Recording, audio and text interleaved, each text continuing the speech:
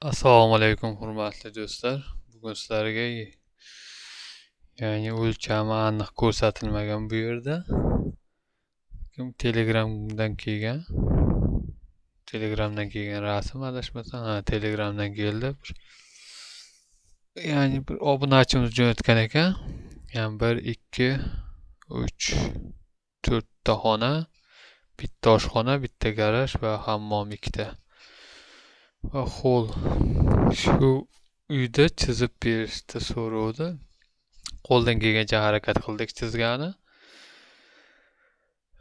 Sizlarga yoqadi degan umiddamiz.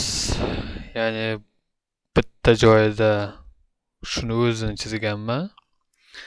Ikkinchi variant qilib, ya'ni ikkita variantda chizganman. Bitta variantda o'zida chizilgan. Mana shu qanday turish bo'lsa, shu bo'yicha chizilgan, hech qayeri o'zgarmagan.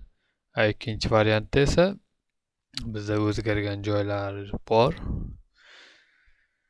Xullas boshladik. Ya'ni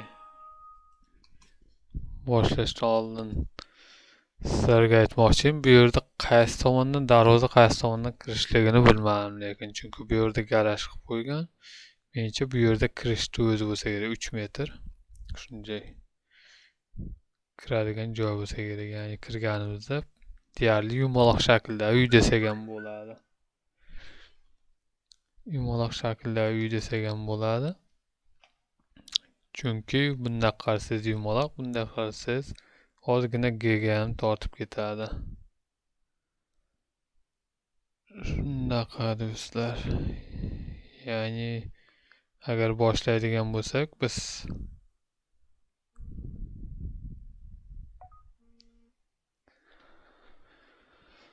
xullas agar bu yer ko'cha tomondan kirish deydigan bo'lsak,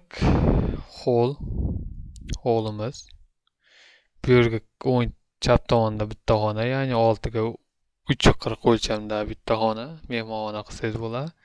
Chap tomonda spalni, juda katta qilib yuborgan spalnilar do'stlar, 5 metrga 3.20, 550 ga 3.20, 550 ga 3.40, 5 metrga, ya'ni garaj tushunsak bo'ladi. 5 metrga 3.40 spalnimiz juda katta bo'lib ketgan. Xullas men chizib chizganimni ko'rsataman sizlarga. Ya'ni ketdik. Mana do'stlar, ya'ni birinchi variantda bu. Xuddi shu chizmani, u hech qayerga o'zgartirilmagan. Bu esa ikkinchi variantda ozgina o'zgartirish kiritilgan bu yerga. Shunaqa do'stlar, uyimizni ya'ni bo'yiga chunki darvozaxona bu tomon bo'lgani uchun bu tomon bo'yi 16 metr 25 santimetr. Eni esa 15 metr. Bu yer esa 11 metr 70 santimetr bu yergacha. Bu yerdan bu yoqqacha mana ko'rib turganlaringda ikkita ustun, ya'ni naves tortiladi bunaqasiga ustun. Tepasini ikki qavatli uy qurmoqchi bo'lsalaring, tepasini balkon qilib qo'ysalaring ham bo'ladi do'stlar.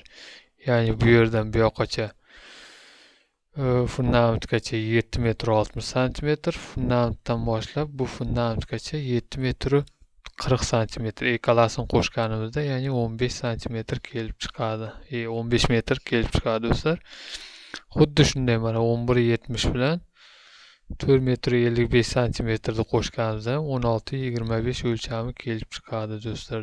Bular har tomonlama hisoblangan. Agar siz hisoblab chiqib, ya'ni kamchiliklarni topsangiz, albatta kommentariyaga yozing va sizga qaysi variant yoqqanini ham kommentga izoh qilib qoldiring. Ya'ni birinchi variant uymi yoki ikkinchi variant uymi? Do'stlar, fundamentimiz aylanasi hammasi 40, aylanasi umumiy 40. Перегородкаларni ham 40 qilganman, hammasi 40. Hammom esa faqat 15 santimetr перегородкалari, mana ular 15 santimetr qilganman do'stlar. Xullas boshladik. Bu yerda agar darvozaxona deydigan bo'lsak, ya'ni kirdi chiqdi xonasi, mashina qo'yilmaydi, kirib chiqdi xonasi bo'ladigan bo'lsa, bizda ya'ni uzun hol 10 metr 90 santimetrga 3 metr o'lchamdagi katta bir darvozaxona, eni 3 metr, bo'yi esa 10 metr 90 santimetr. Kirganimizda bismillahir rohmanir rohim deb boshlaganimizda o'ng tomonda bitta bitta xona, ya'ni 6 metrga 3 metr 40 santimetr o'lchamdagi bitta xona. U yerdan chiqqanimizda, ya'ni ayvon desak bo'lar, ya'ni tapchan qo'yib, qishda shu yerda o'tirib, yozda shu yerda salqinda o'tirib choy ichsa bo'ladigan, oilaviy televizor ko'rib choy ichadigan joy desak ham bo'ladi do'stlar. Yani bu yerda bitta xonaga kiradigan joy bor, ya'ni bu yerdan hol desak ham bo'ladi. Bu yerdan kiradigan joy bor.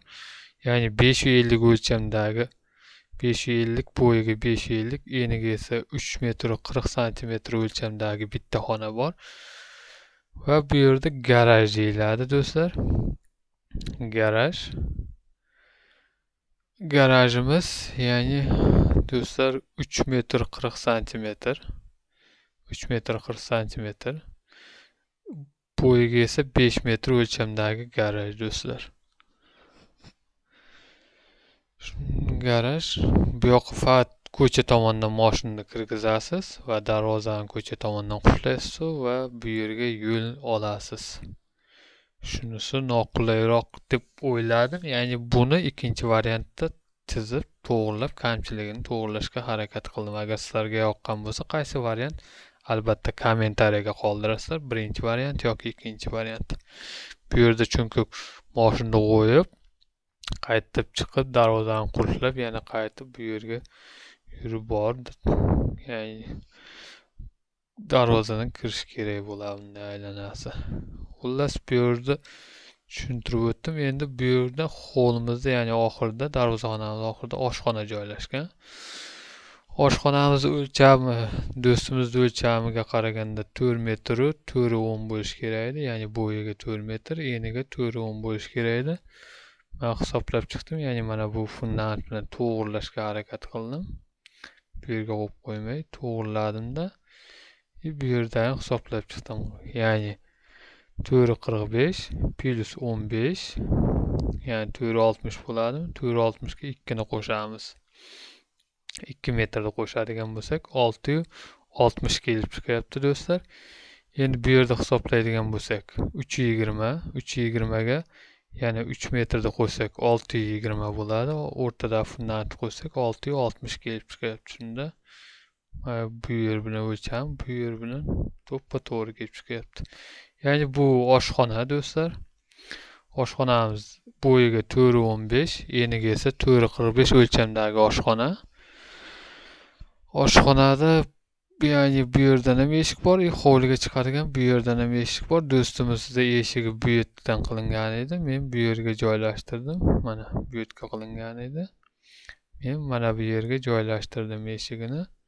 Endi kimga qanday ma'qul bo'lsa, eshikda o'zlarini joylashtirib olsalar bo'ladi. Ya'ni bu yerga joylashtirganligim sababli uголок, ya'ni garnitur qo'yadigan bo'lsangiz, oshxona jihozini qo'yadigan bo'lsangiz, ya'ni eshik bu yerda turgani ma'qul deb o'ylayman. Agar uголок garniturni bu yerga qo'yaman desangiz, bu yerda eshik bo'lib qoladi. Keyin bunday yurib bu yoqqa chiqishingizga ham noto'g'ri bo'ladi. Yoki bu yerga qo'yaman desangiz, sizga ya'ni yorug'lik tushishi qiyin, chunki lampochka o'rtada turganda sizni kechga tomon soyangiz, ya'ni to'sib qo'yadi bu narsani. Bu yerga qo'yganligim sababli ko'cha tomondan yorug' tushadi. Uголок oyna qo'ydirsangiz, ko'cha tomondan yorug'lik tushadi. Bemalol kechqurun ham qiynalmaysiz. Lekin bitta notomoni bor bu yerda. Yani bu ikkinchi variantni ham o'zgartirmadim, shu bo'yicha qoldirdim. Ya'ni bu yerda hammom qilgan, 2 metrga 2 metr o'lchamdagi bitta hammom do'stlar. Bu yerda esa spalni ko'rib turganlaringiz, spalnidan kirib hammomga ham o'tsa bo'ladi. Ya'ni ikkinchi hammom, ya'ni ikkita hammom joylashgan. Birini ichki xonasi, ya'ni spalni xona orqali kirasiz, ikkinchisi esa oshxona orqali kirasiz. Shunaqa do'stlar.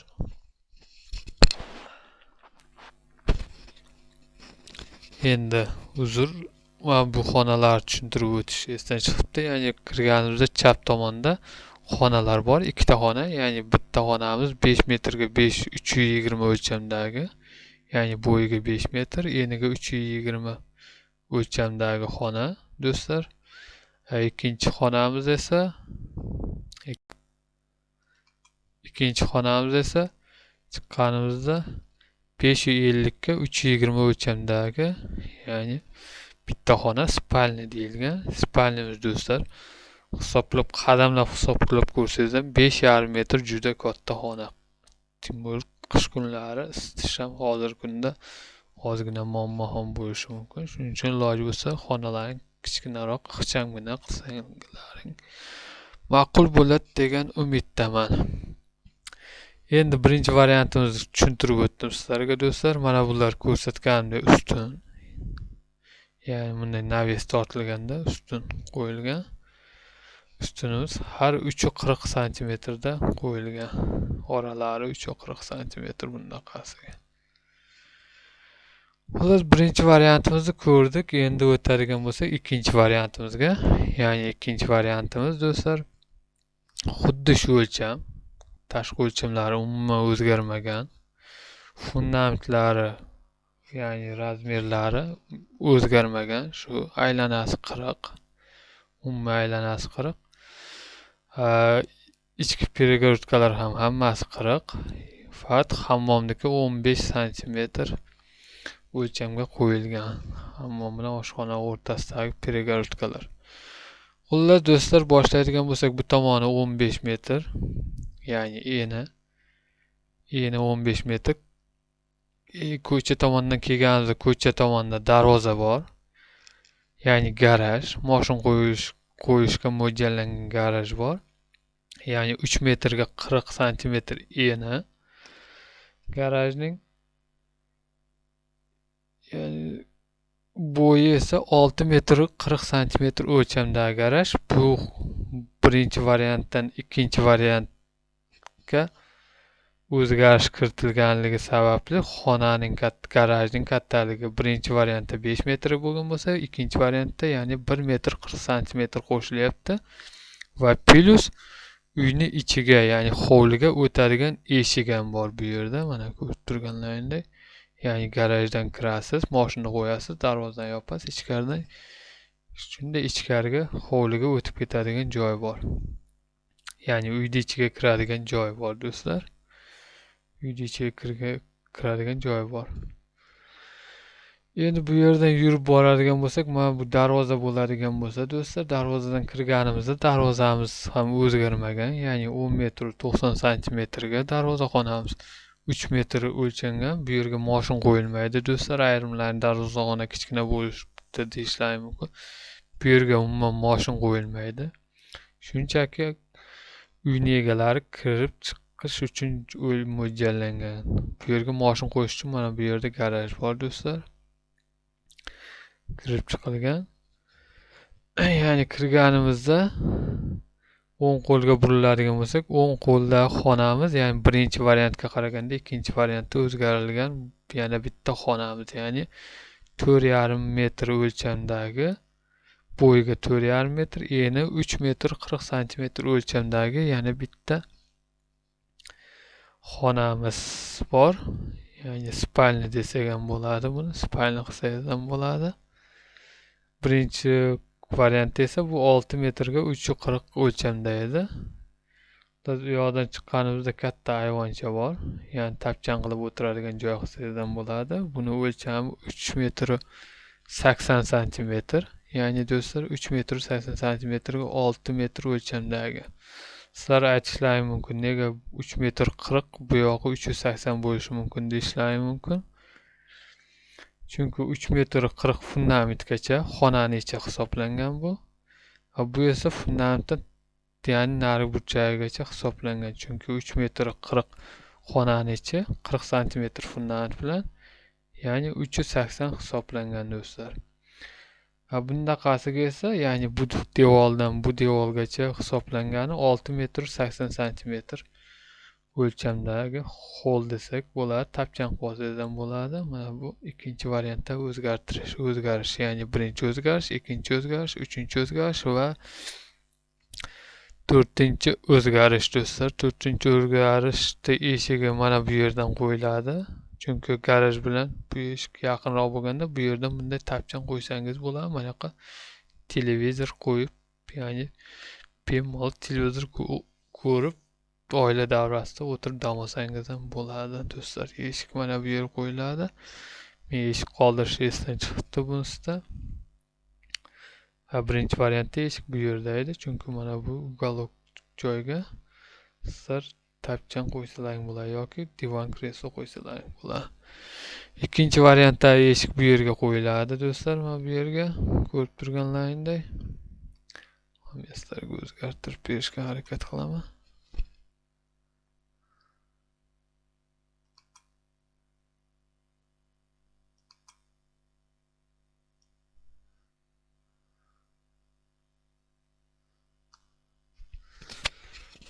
Eshik qo'yildik mana. Ya'ni bu xonamiz o'lchami 4 metr 50 santimetrga 3 metr 40 santimetr o'lchamdagi xona.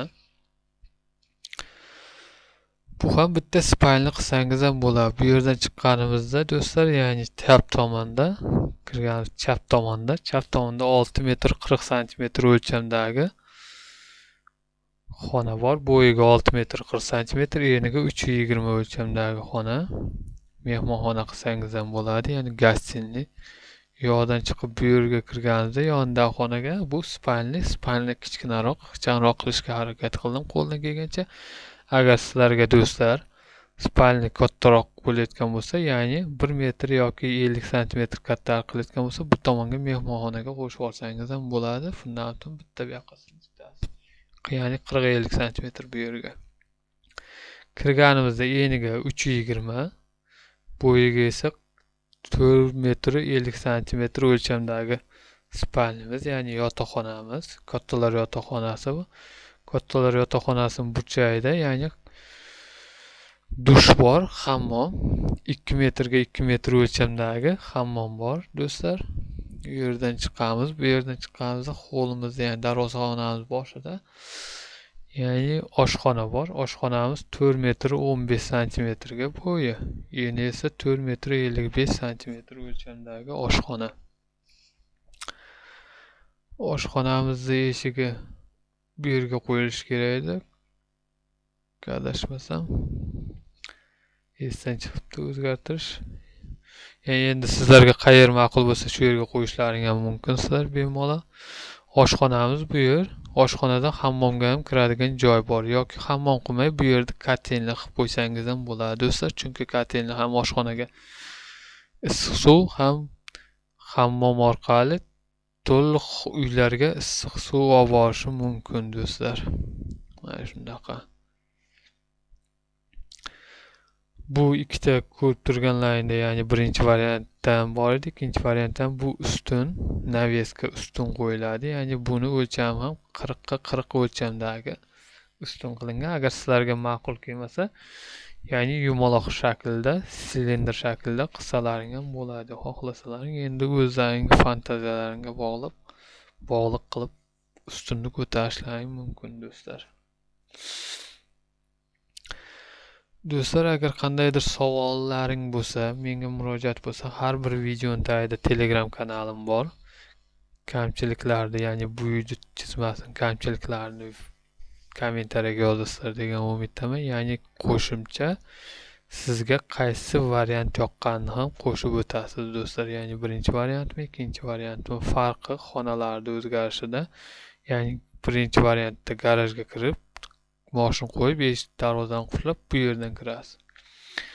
Ikkinchi variantda esa bu yerda garajga kirganingizdan keyin ichidan yopib, ya'ni uyni ichiga chiqib ketsangiz ham bo'ladi do'stlar.